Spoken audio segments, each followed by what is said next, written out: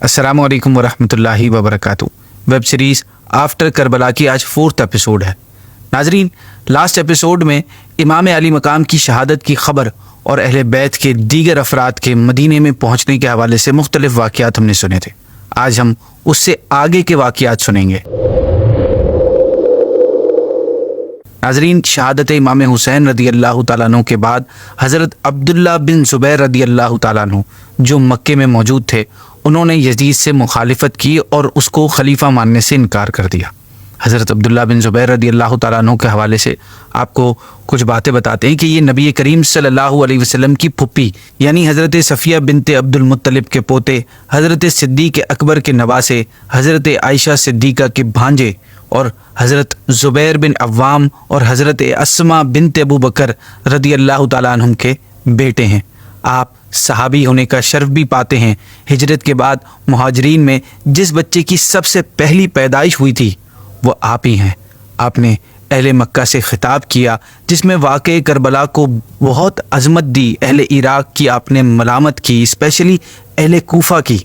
Speech में आपके words कुछ इस तरह के थे कि कूफ़ा वालों ने इमाम हुसैन को बुलाया कि वो उनकी हेल्प करेंगे, उनकी फर्मा बरदारी करेंगे, और जब वो उनके पास चले गए तो वो कूफ़ा वाले इनसे लड़ने को उठ खड़े हुए और कहने लगे, या तो अपना हाथ हमारे हाथ में दे दो या फिर हम तुम्हें बग़ैर लड़े इब्न ज़ियाद के पास भेज देंगे, फिर जो सलूक तुमसे वो करना चाहे करे, नहीं तो हमसे जंग करो।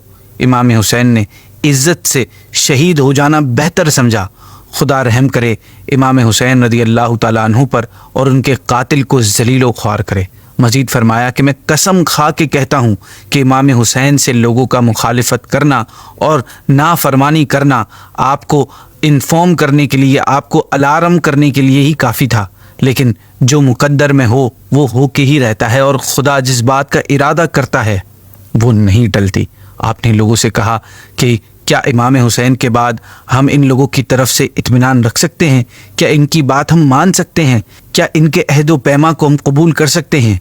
नहीं, हम इन्हें इस लायक नहीं समझते। सुनो वल्लाह, उन लोगों ने ऐसे शख्स को शहीद किया है जो ज़्यादातर क़यामुल लैल और अक्सर साइमुन नहार यानी अक्सर रातें अल्लाह की इबादत में और दिन रोज़ों में गुजारने वाले थे, और इनसे बढ़कर कोई रियासत का हकदार नहीं और दीन व फजल में खिलाफत के काबिल ना था।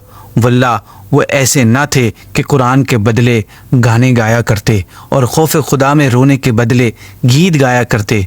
वो ऐसे ना थे कि रोज़े छोड़कर शराब पीते और हल्का ज़िक्र व फ़िक्र से निकलकर शिकार के लिए सुवार होते। ये बातें करके आप यजीद पर टॉन्ट कर रहे थे।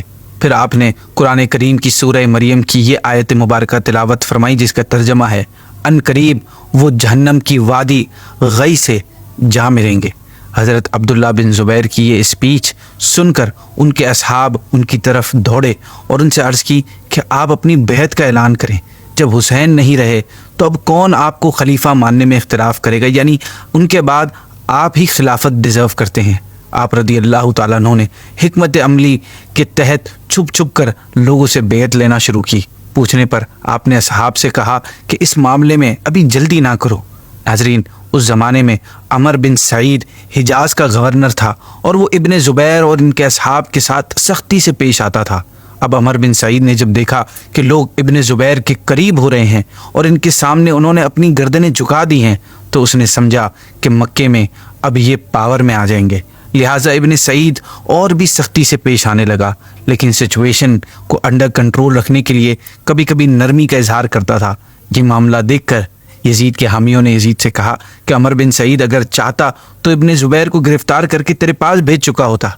यजीद ने इस बात पर अमर बिन सईद को माजूल कर दिया, यानी उसको हटा दिया, और वलीद नामी शख्स को हिजाज यानी मक्का और मदीने दोनों का गवर्नर बनाकर रवाना कर दिया। वलीद ने मदीने में जाकर अमर बिन सईद के बहुत से गुलामों को पकड़कर कैद कर लिया।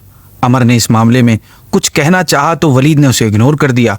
खैर, वलीद के आने के बाद अमर वहाँ से रवाना हो गया और उसने मदीने से कुछ डिस्टेंस पर जाकर क़याम किया और अपने ग़ुलामों जो वलीद की कैद में थे, उनकी तादाद तकरीबन 300 थी, उन्हें पैगाम भिजवाया कि मैं तुम में से हर एक शख्स के लिए साजो सामान के साथ एक एक ऊँट भेज रहा हूँ। बाज़ार में सब ऊँट बिठा दिए जाएंगे। जब मेरा मैसेंजर تمہارے پاس آئے تو تم لوگ جیل توڑ کر ہر ایک شخص اپنے اونٹ کے پاس آ جائے اور اس پر سوار ہو کر سب کے سب میرے پاس چلے آئیں۔ ناظرین، ایسا ہی ہوا۔ اس کے میسنجر نے پہلے اونٹ خریدے، پھر جو ساز و سامان ضروری تھا اس کا ارینجمنٹ کیا، پھر بازار میں لا کر اونٹنی کو بٹھا دیا، پھر خود ان لوگوں کو جا کر انفارم کر دیا۔ سب نے ایک ساتھ مل کر جیل کا دروازہ توڑ ڈالا، پھر اونٹوں پر آ کر سوار ہوئے اور وہاں سے عمر بن سعید کے پاس روانہ ہو گئے۔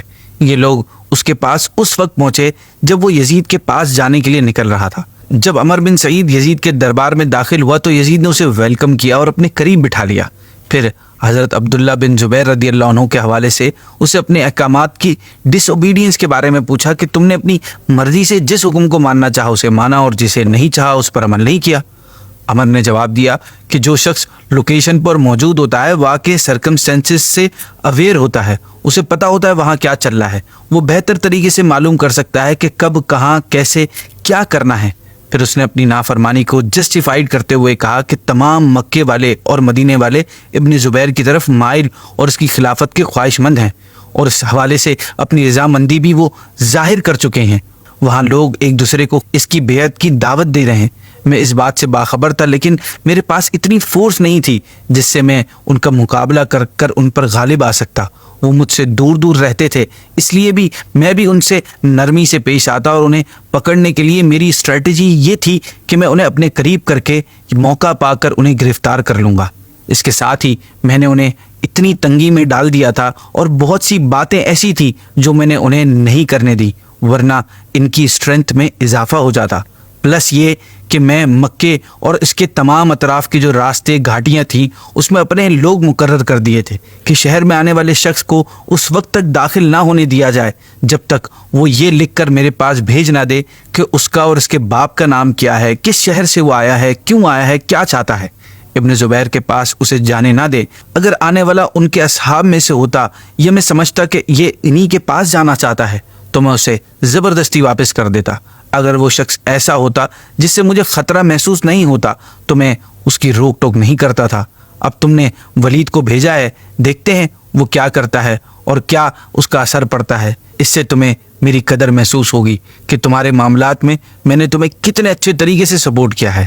ناظرین، عمر کی جسٹیفیکیشن سے یزید کنونس ہو گیا اور اس نے عمر سے کہا کہ تم سچ کہتے ہو، اور جن لوگوں نے تمہاری طرف سے لگائی ہوئی بجائی ہوئی کر کے تمہیں معزول کرنے پر مجھے آمادہ کیا ہے، کنونس کیا ہے، وہ سب جھوٹے ہیں۔